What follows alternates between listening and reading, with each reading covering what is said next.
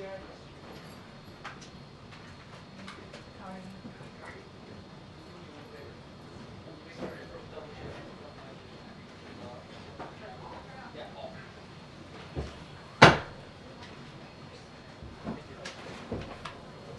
time I see you, I want to call you Frank just to make you mad. Just fills you with How are you? Pardon me? I was not. I saw a tweet today that the UK hits record for the year at 34 Celsius. That was the warmest it's ever gotten. That wasn't me. You moved to the right place at 34 is the record shattering of the UK is all I'm saying.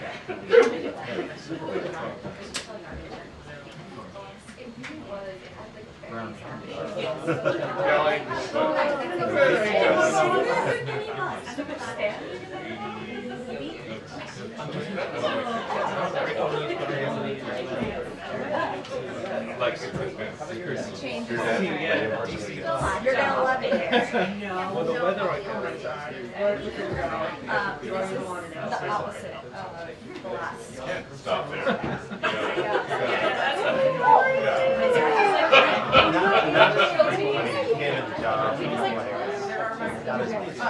I did say that.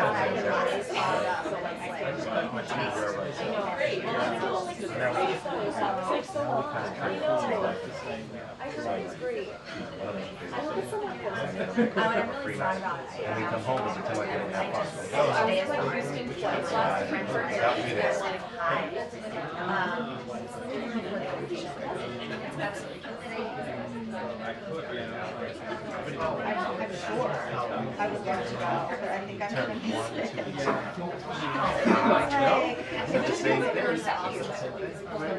has his fun when we check up he's staggering around, babbling on bird calls. Hello. Hello. Happy Monday. Hi, everyone. It's like a lot of empty seats back there. It's August. Okay, a couple of things for you at the top on what you all can expect this week.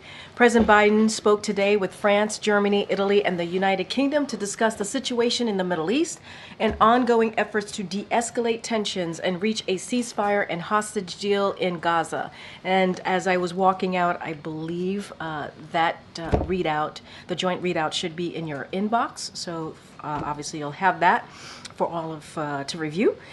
Tomorrow, the President and the First Lady will travel to New Orleans, where they will deliver remarks at a Biden Cancer Moonshot event. On Thursday, the President and the Vice President will travel to Prince George's County, Maryland, to deliver remarks on the progress they are making to lower costs for the American people. And on Friday, the President will head to Camp David for the weekend. We will definitely have more to share on this week's schedule in the days ahead. And one thing that I wanted to say, because we've all been watching these last 2 weeks, today we want to send a heartfelt congratulations to all the American athletes who made us so damn proud, as the President said, at this year's Olympics, bringing home an impressive 126 medals, including 40 gold medals. From the President on down, we have all been cheering you on here at the White House, and the First Lady and the Second Gentleman were proud to represent the United States and root for our athletes in Paris. The President also personally called Olympians last week to congratulate them and thank them for representing our nation on the world stage. As the First Lady said, and I quote, "Our athletes carry more than just our flag. They carry our nation's heart and our hopes with them too. From basketball and soccer to gymnastics and swimming, our nation's greatest athletes gave us their all and showed us that truly nothing is beyond our capacity when we do it together. Sports help us unite, and the Olympics remind us that despite our differences, we can come together to achieve greatness." While we are sad that the Olympics Games, they're over, and we're very sad about that, it's come to an end. We are very excited to host them here in the United States in 2028. And we have the Paralympic Games to look forward to later this month. And you can bet we will be cheering just as hard for Team USA.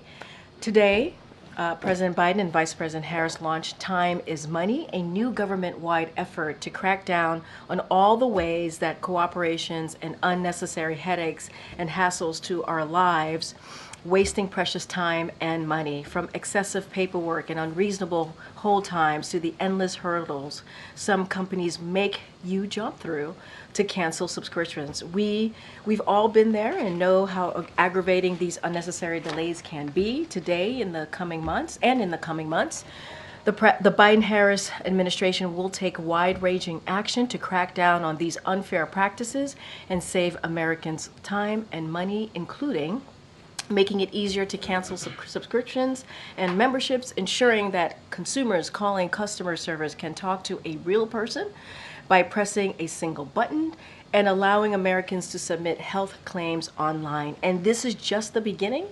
We are calling for Americans to share their ideas through an online portal on the White House website, and to tell us directly how federal action can give them their time back.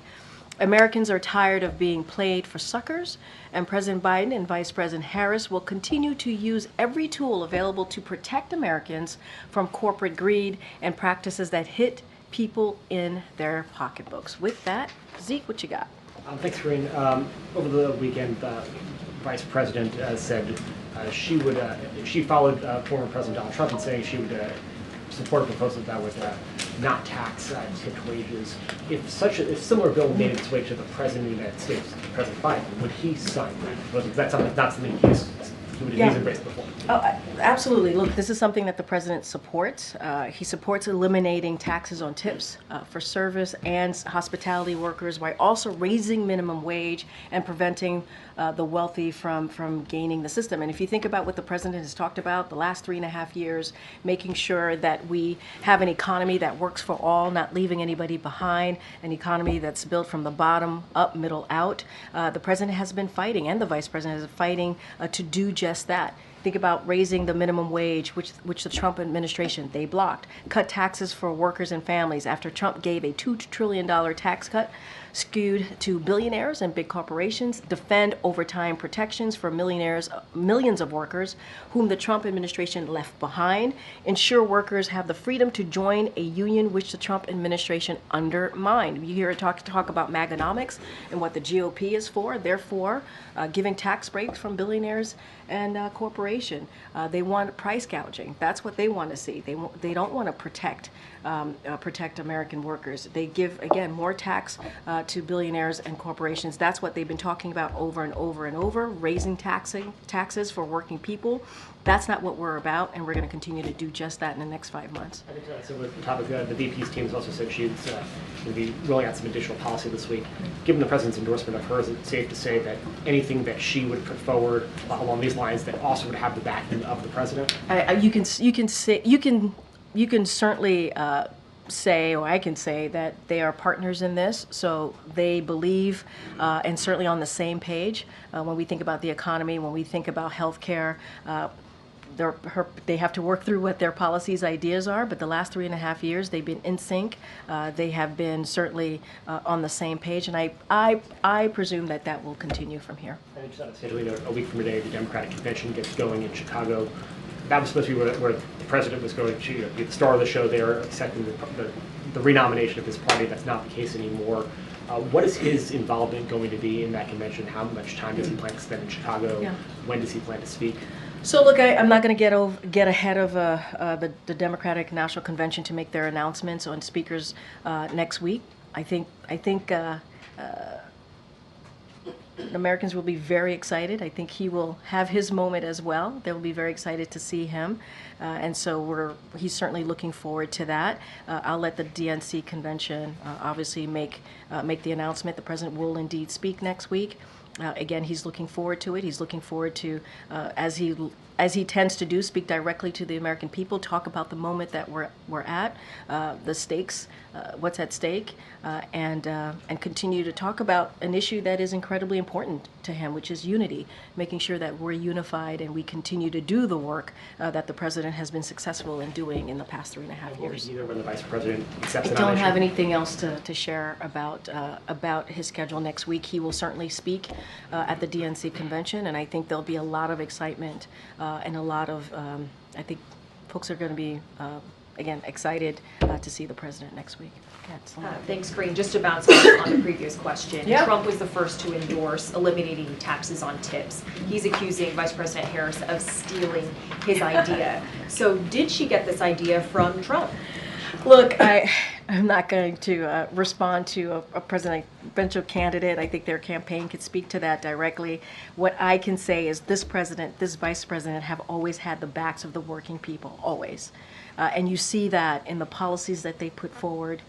Everything that we have put forward, historic pieces of legislation that are obviously now laws, are helping middle-class workers, are helping people in different communities that are normally, again, left behind. If you think about tax cut for workers and middle-class families, instead of billionaires and big corporations getting that tax break, raising minimum wage is something that we have talked about and done, ensuring workers can join a union. This is something that Republican officials themselves, they oppose. They have opposed. So I think the question really is, if Republican officials, why didn't they? Why didn't they join the president and the vice president to support working families? They didn't. They didn't. And so I think our record shows that, what we've done. Under this term, under this administration, the Biden-Harris administration, we have put working people at the center of every policy that we move forward with as it relates to the economy, healthcare, even climate change. And so that is something that we're going to continue to do. This is one of the first specific policy endorsements that we've heard from the Vice President. Is there anything you can explain about kind of how she came to this endorsement and how she'll address the criticism from economists? That was said in a campaign context, so I would have to refer you to the campaign. I'm sure they can speak more to that. It is not unusual, right, when a campaign moves forward, that they have they put forth their policy agenda for the American people to see for themselves. What I can speak to is what this president and this vice president have been aligned on and what they've done together, working together in delivering for the American people. That will not stop. And obviously, as it was stated in a question to me by Zeke, the president certainly supports the vice president as she moves forward. And what's the White House's reaction to the former president pushing this false conspiracy theory that the vice president had used artificial intelligence to create images of the crowd? Look, got to be mindful in speaking about a campaign comment. What I will say is that this president and this vice president, I think what you see from both of them is optimism and a belief in this country, the future of this country. They believe that there's a lot at stake. And what I will say is it's clear that that message has broken through. And majority of Americans see and feel that optimism and certainly supports what we've been working on, the agenda that we've been working on the last 3.5 years. So I'll leave it there. Okay. Hey, Kelly, I haven't seen you in a while. Hi there. Hi. I've been around, just maybe not this year.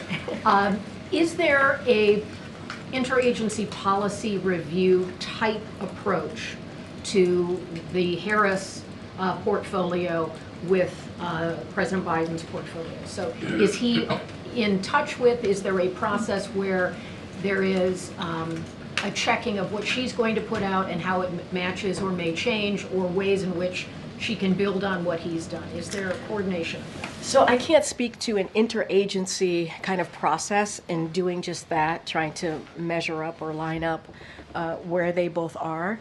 What I can speak to is the last 3.5 years, right? We have less than 6 months now of this administration, and how much the vice president was a critical partner in getting a lot of the big pieces, historic pieces done, the heavy lifting. She was part of that, whether it's the Inflation Reduction Act, the first piece of policy, which is the American Rescue Plan, which helped lower crime, for example. We've seen the lowest in crime in more than 50 years. The last administration, we saw the highest numbers of murder in the Trump administration. There's been a lot of ways that we've been able to do move in a historic way.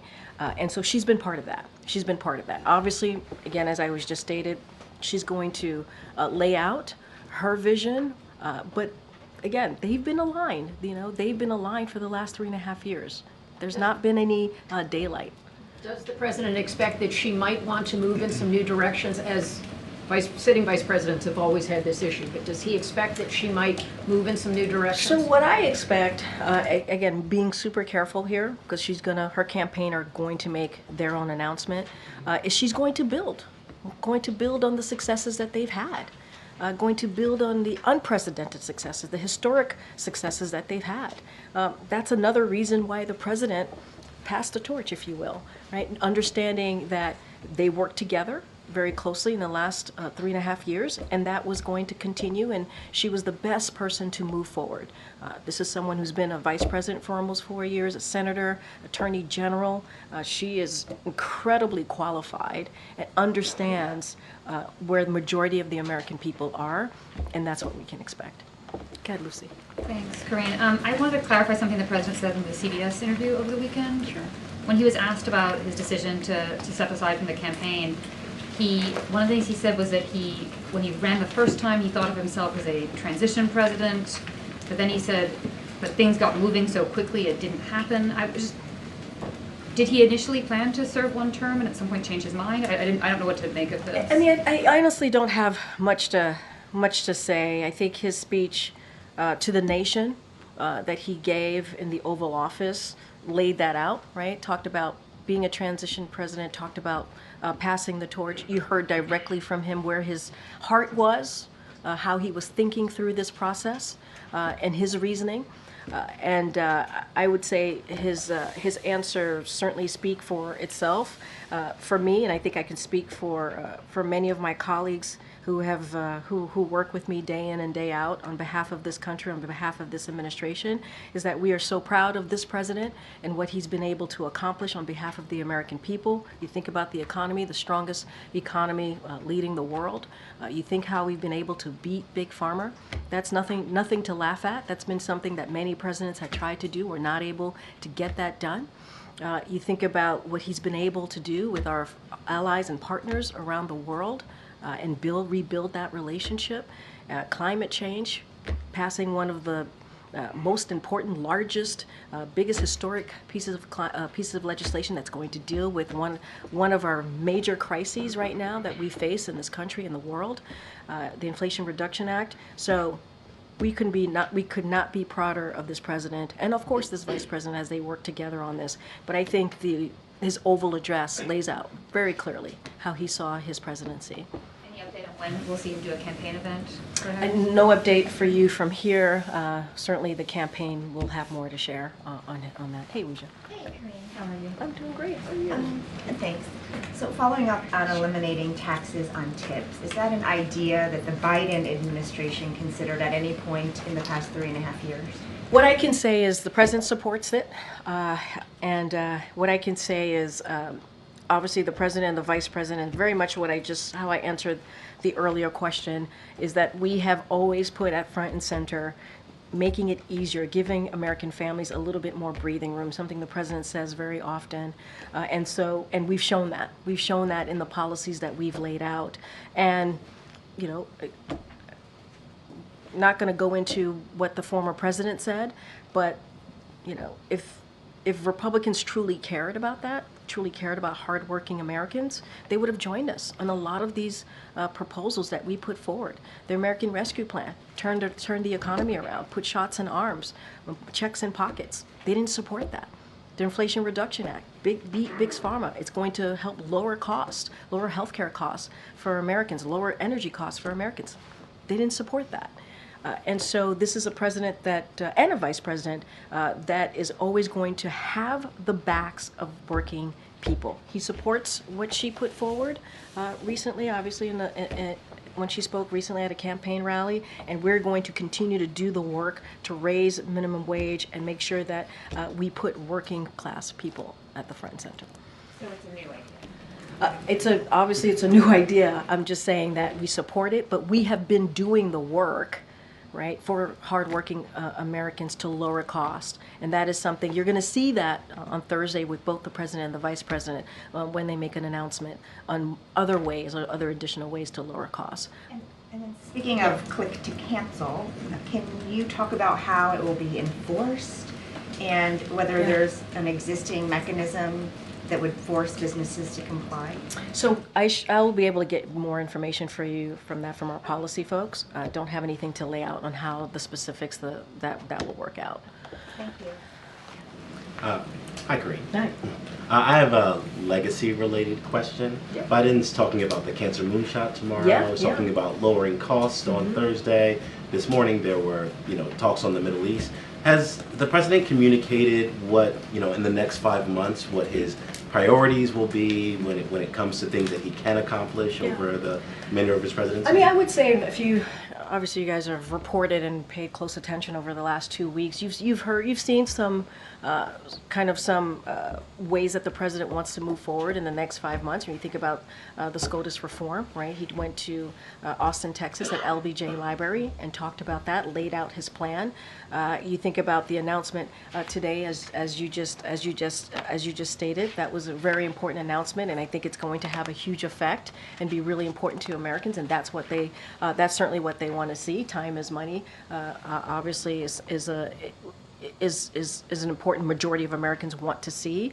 You'll hear from this president about lowering costs and the vice president on Thursday, other ways to lower cost. I won't get ahead of that. And then tomorrow, the cancer moonshot. I mean, those are initiatives that have been a key part, that have made up key parts of his platform and how he wants to deliver for the American people. That hasn't changed. The economy, healthcare, as you just stated, foreign policy to me. And so you'll hear more from this president as time goes by, and the American people. That's what at the center of everything that he does. Making sure we deliver for them, give them a little bit breathing room, and deal with issues that matter to them. And that's what we have been doing.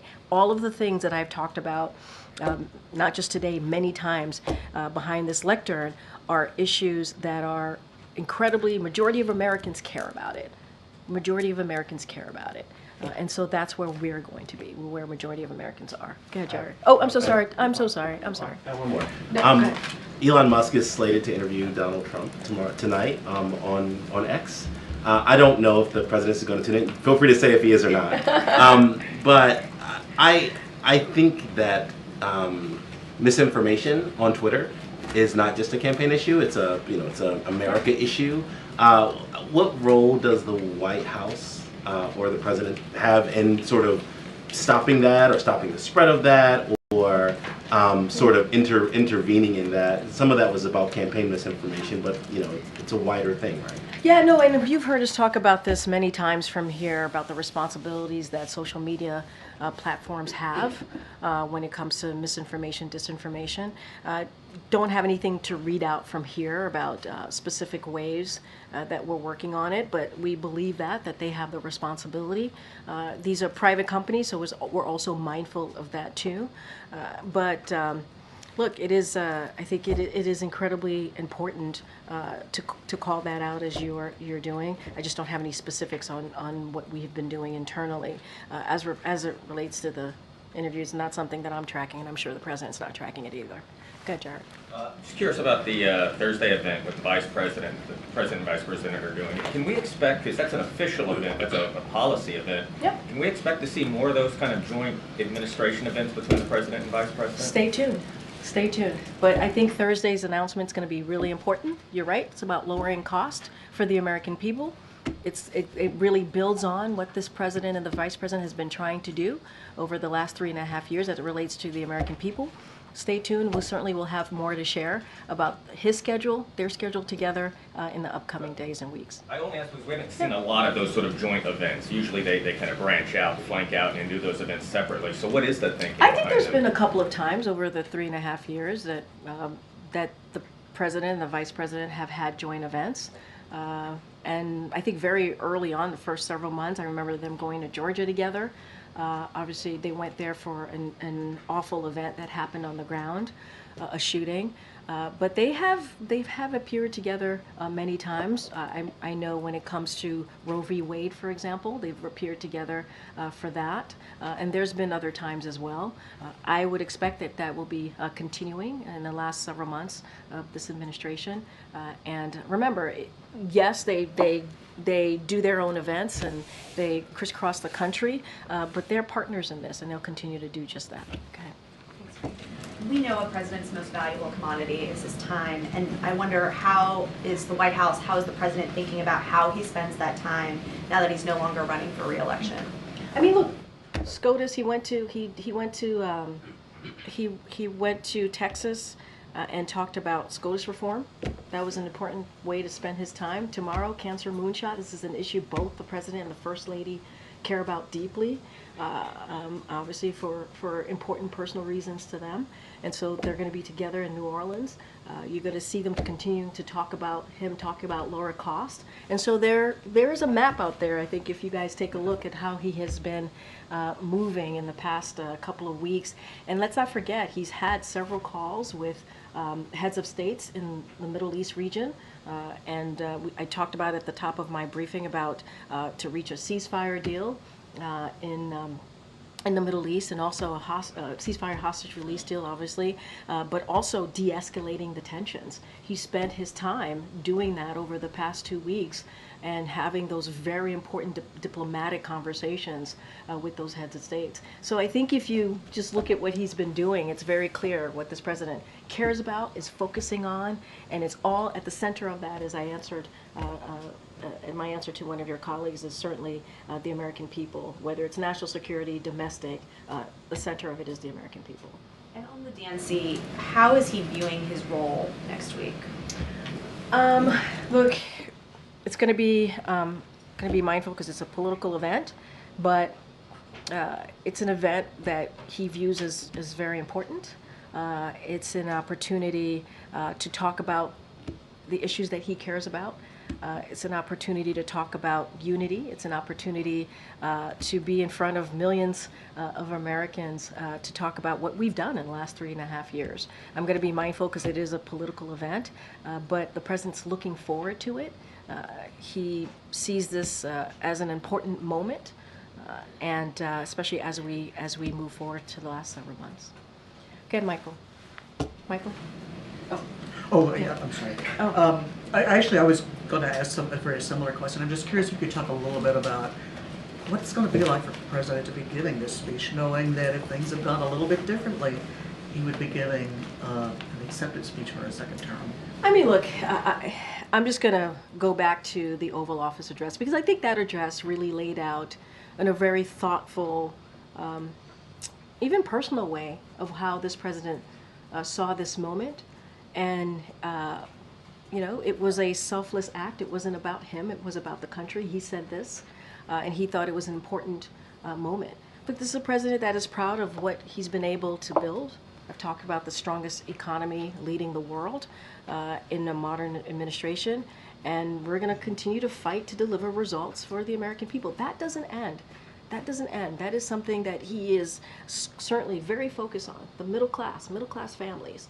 Let's not forget where this president came from, right? He grew up in Scranton, Pennsylvania.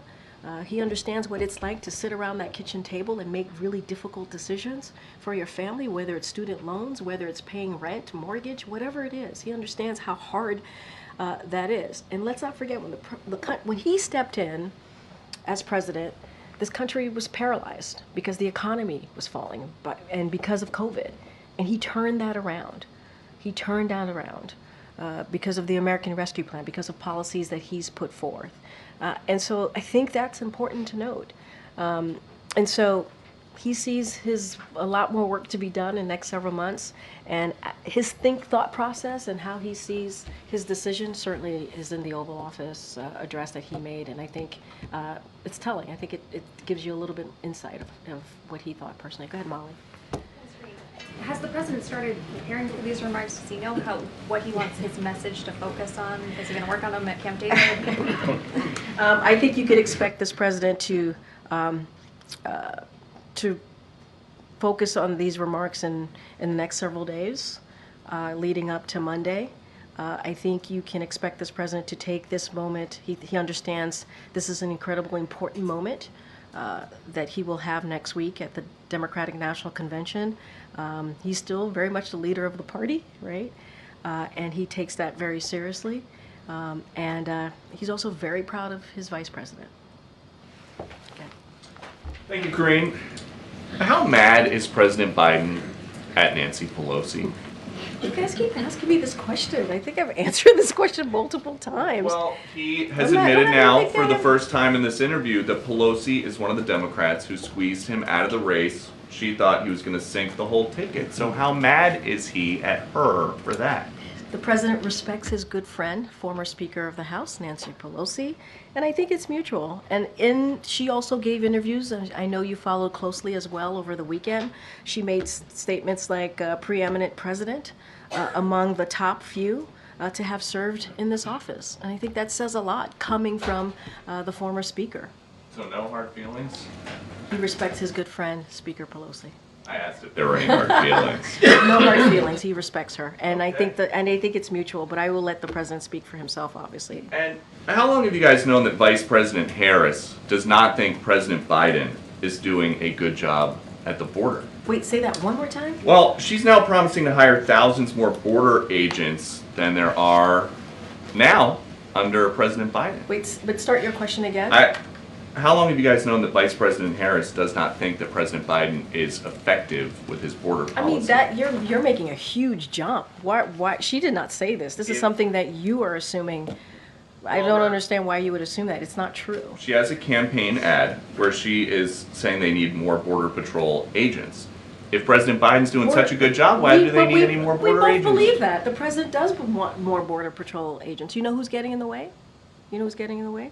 Republicans in Congress. They're getting in the way. You know who else is getting in the way? The former president, Donald Trump. He's getting in the way. I mean, there's no daylight here. I'm not understanding the question because there's no daylight. The president believes that as well, and he's worked towards doing that. There's a bipartisan, I know you guys probably get sick of me saying this, but there was a bipartisan agreement that was on the table that the president worked through for a couple of months with Republicans in the Senate and Democrats. They were told not to move forward because it would help Joe Biden by the former president. That's their decision. And there's one more thing that came out over the weekend. There's this new Las Vegas police radio traffic that's published by the Daily Beast where officers were racing to secure a hospital emergency room on July 17th. They were under the impression that President Biden was having a medical emergency. What was it? He was not. As you know, the president, when we were in Vegas, tested positive for COVID. We let you all know, and then we flew back here. Outside of that, there was no medical emergency. People are still testing positive for COVID, but because of this president, he was able to put forth a comprehensive way to move forward with this pandemic. And now we have vaccines, and now we are in a different place with this pandemic. It is behind us, and that's because of this president and what he was able to do. Good. Well, I haven't seen you in a while. Hey, how are you? Oh, thank you, ma'am. Sorry, I wasn't sure. Oh, gosh, ma'am. Sir? I'm just teasing. I'm just teasing. But it's good to see you. I was just saying I hadn't seen you in a while. It's good to see you. This is a bit of a throwback, but the vice president has said that she was the last person in the room with President Biden ahead of his decision to order U.S. troops to pull out of Afghanistan. Was the vice president in full support of his decision to order that withdrawal and in full support of the way that it was implemented? I mean, she answered that question herself. I don't have anything else to add. It sounds like she answered the question herself, right? She said that she was in the room previously. But didn't you also said she was in support? No, I'm asking you if the president believes that the vice president was in full support of his decision to pull out. I believe, and as you have seen them in the past 3.5 years, they've been partners, critical partners. It doesn't matter if it's domestic issues, also foreign policy issues, and that has been the case from day one and continues to be the case. I don't have anything else to add. Second one, Sure, quickly. sure. You've noted how the vice president has been a partner in all of the heavy lifts over these last 3.5 years. Given that they've worked so closely together in that time, what does the president see as the vice president's biggest achievement during their time in office together? So look, because they've been partners, those achievements have been done, certainly, those historic, unprecedented achievements have been done together. I'll say this, the president believes in the vice president leadership, her temperament, her experience, and he has said this himself. One of the proudest decisions that he made in 2020 was selecting her as vice president because he believed that she can go on day one. And you've seen them do that together on day one of this administration. That doesn't change. I'm not going to parse out anything from here. They have been partners. She's been a critical partner for this president for during this term, and will continue to do so. You will see them together on Thursday in Maryland, where they would talk about their next announcement on lowering costs for the American people. There's not a specific policy achievement, it's a comprehensive whole. I would say it's a comprehensive whole. Our accomplishments here, the Biden-Harris accomplishments, are the Biden-Harris accomplishments. She's played a role, whether it is being on the floor of the Senate, right, getting really important legislations to pass through, right, or being in the room with the president on trying to figure out how to move forward strategically with the policy, or how to make tough decisions on behalf of the American people. She's been there. She has been there. These have been, and we've had, as you know, important moments, historic moments, and she's been a critical partner. Thank you, Corinne. Okay, Lily. Thank you. Two questions, one on Bangladesh and other one on India. On Bangladesh, the former Prime Minister Sheikh Hasina has reported to allege that she was forced to be out of power because US wanted to have one of the islands given to them, one of the Bangladeshi islands given to the United States of America. And because it didn't agree to it, she was forced to resign. There's turmoil, internal disturbances in the country. So I'm sorry, what's the question? Question is, what's the reaction to the allegations? So we have had no involvement at all. Any reports or rumors that the United States government was involved in these events is simply false. That is not true. This is a choice for and by the Bangladeshi people. We believe that the Bangladeshi people should determine the future of the Bangladeshi government, and that's where we stand. Any allegations, certainly we will continue to say, and I have said here, is simply untrue. Secondly, over the weekend, several Hindu American groups held a protest march in front of the White House, urging the president that he should be taking some steps to stop the atrocities against Hindus in the Bangladesh. And also two of the Hindu lawmakers, Raja Krishnamurti and Sri Thaneda, who both are from the Democratic Party, they have also written letters to the administration seeking their help in stopping atrocities against Hindus in Bangladesh and other minority groups. So look, we're going to continue certainly to monitor the situation. I don't have anything else to add, to say beyond that. But when it comes to any type of human rights issues here, the president has been very consistent in speaking loud and clear in public and also privately. Don't have anything, and he'll continue to do that, but don't have any specific engagement to speak to at this time. One question on India. As President plans to, for the next 6 months, what are the unfinished agenda on his India-US relationship and also on Quad? So look, the president views our relationship, the United States relationship with India, as one of the most consequential in the world. And so we work closely with India on our most vital priorities, including through the Quad and the U.S.-India initiative on this critical and emerging technology. And so we look forward to continuing to expand our critically important partnership and how it's going to benefit the American people. And we want to create more prosperous and secure Indo-Pacific and the world. And so that is going to continue to be our focus as we move forward. Okay. You mentioned earlier the president's push to reform the Supreme Court term limits and ethics requirements. Can you talk about what the plan is to achieve that once Congress comes back? Are you laying the groundwork in any way at this point, or otherwise trying to get that across the finish line? So look, the president laid out 3 ways that he wants to see that moving forward. And he did that in his Washington Post op-ed, and certainly when he was in Austin, Texas about 3 weeks ago. And so we laid out our ideas and our thoughts. Some of them, if you think about term limits, you've seen conservative experts also agree with us on that, how there should be term limits. And so what we're going to do is have the conversation with Congress when they get back, and figure out ways how we can actually get this done, because it is important. The president believes no one is above the law, and that is something that he has continued to talk about and will do so, and that includes the highest court in the land.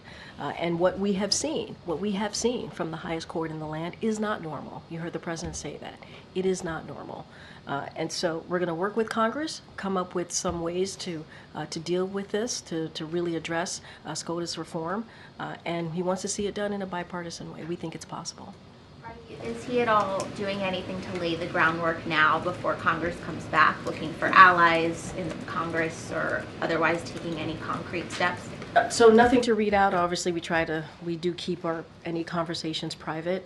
But what we want to do is certainly see legislation to deal with what we've been seeing, which what I just said, which is it's not normal from SCOTUS. And so his team will have conversations with congressional members on how to best move forward. I don't have any meetings or anything to read out at this time. Thank you. Got it, in the back. Go ahead. Yep. Okay, thanks. The Trump campaign said over the weekend that it's been hacked. Is the White House concerned about election integrity? And do you have any response to reports that Iran was the source of the hack? So look, I would have to refer you to the Department of Justice and the FBI on that particular questions. We've said many times that this administration strongly condemns any foreign government or entity who attempts to interfere in our electoral process or seeks to undermine confidence in our democratic institution. And so we take this type of reports of such activity extremely seriously. And so again, we do not tolerate this anything like this, influence or interference efforts. And we have made that very clear with foreign actors that such influence or interference is unacceptable. And our efforts to protect our elections have grown significantly over the years, even as the threat landscape has become increasingly complicated. But for this particular question, I would have to refer you to the Department of Justice and FBI. I cannot comment on the veracity of the claims that Iran was involved. Okay, thanks. And one more. As a member of the administration, can we expect the Vice President to come out here and speak to the American people in the briefing room at some point? The President and the Vice President speaks to the American people regularly, and that's where I'll leave that. Go ahead, sir, right there. What is the U.S. the administration is doing in regards to Iran planning to deliver hundreds of ballistic missiles to Russia? I mean, what mechanism are you using to stop that? And then I have another question on Venezuela.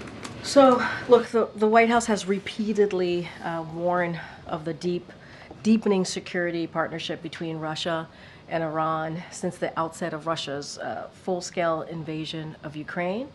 We've also warned both parties about further strengthening this partnership. This partnership threatens European security and illustrate how Iran's destabilizing influence reaches beyond the Middle East, but also around the world.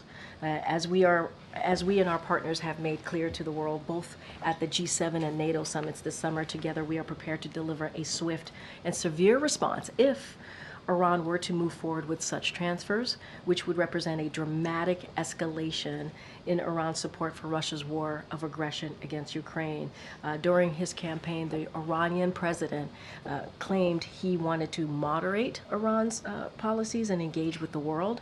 Destabilizing actions like this fly in the face, certainly, of that rhetoric.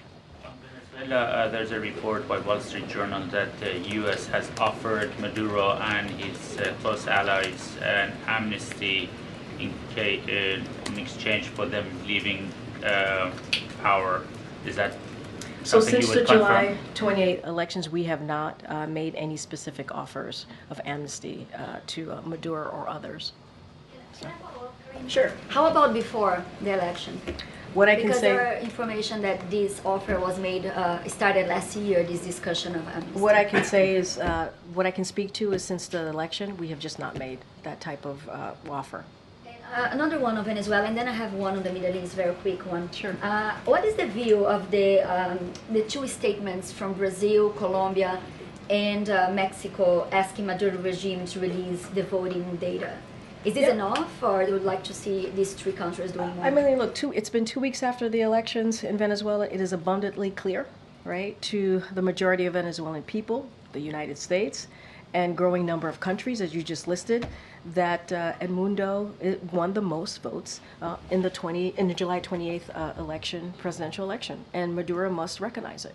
We've said that, and we'll continue to say that. More than 80% of the voting tally sheets published by civil society and opposition corroborated by independent observers. And so we think Maduro must recognize it. Is this statement helpful? Is a good step? I mean, look, we certainly are going to continue to be very clear here that Maduro must recognize it. Countries are going to do what they feel is the right way to move forward. So we'll let them speak to that. But we've been very clear. Maduro must recognize it. Another one, last one about the Middle East, because earlier John Kirby said that Iran could attack Israel this week. Does the White House believe an attack is inevitable? I'm not going to get into our intelligence from here or what another country is going to do. That is not something that I'm going to do from this podium. You heard from NSC, so I will leave it to them to speak to that, and what my colleague said, John Kirby said. I just don't have anything else to add.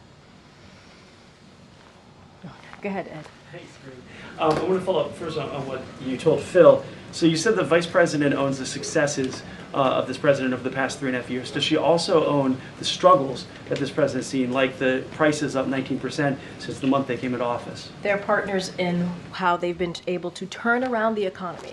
This economy was in a downfall when the president took office. The former administration did not have a plan to deal with the pandemic, a comprehensive plan. This president put that forward with the help of the vice president, and we were able to deliver on that. The American Rescue Plan made a difference in bringing our economy back on its feet, made a difference on opening small businesses, on opening schools. Republicans didn't vote for it. We have the president inherited from the last administration when he took it over with the vice president. And when you think about inflation is down by 2.5%, and wages have risen. We have more than 16 million jobs created in the last almost 4 years. I know that you're laying out the negative parts of what you foresee, right? What you see in the economy, but there's some data here that has shown, because of the work that this president has done, it's mattered. Unemployment is still low, 4.3%. You think about manufacturing jobs that have come back to this country. You think about how the GDP grew by 2.8% last quarter. Those are that data. And we understand that American people are still feeling it. And that's why we're going to make more announcements about how we're going to continue to lower costs. One more, I want to try one more time on the taxes on tips. So why then have the president and vice president not talked about this over the past 3.5 years? So again, the president supports eliminating taxes on tips for service and hospitality workers. And at the same time, what this president and this vice president has been able to do is help raising minimum wage. There are things that the president and this vice president has done over the 3.5 years that has helped hardworking people that Republicans in Congress have opposed. I didn't even talk about them wanting to cut Social Security and Medicare. I mean, these are things that they have said that will hurt hardworking people. So the president supports it. This is part of the vice president's policy. This is something that we want to see happen, but we have done the work to make sure that hardworking people are not forgotten. Where were Republicans on this? But where were Republicans on this? And if they were so interested, right, if Republicans are now talking about this, and Republicans elected officials are so interested in getting it done, why didn't they pass it during the last administration? Why? Why not? So the IRS last month released their report saying, hey, this is how, if you have an extension for taxes, you can file taxes on your tips. The president's budget relies on the taxes from tips. So when did this idea come about? I don't have a timeline for you. What I can say is the president supports this. What I can say, even if you put this to the side, right, which is, again, the president supports this, the vice president supports this, the vice president has done the work to try to make sure that we put working people first. They have had the backs of the working people. Tax cuts for workers, right? Making sure that middle-class families are put first, not billionaires and corporations. That is something that they've been very clear about. Ensuring workers join a union, something that Republican officials oppose oppose. And we've been very clear here. And why haven't Republicans joined us? They just haven't. They have not. Matter of fact, they opposed a lot of the policies that we put forth that would do just this. They opposed it. American Rescue Plan, Inflation Reduction Act, they opposed it. All right, everybody, thank you so much. I'll see you tomorrow. No, not tomorrow. We're traveling. I'll see you on the road tomorrow.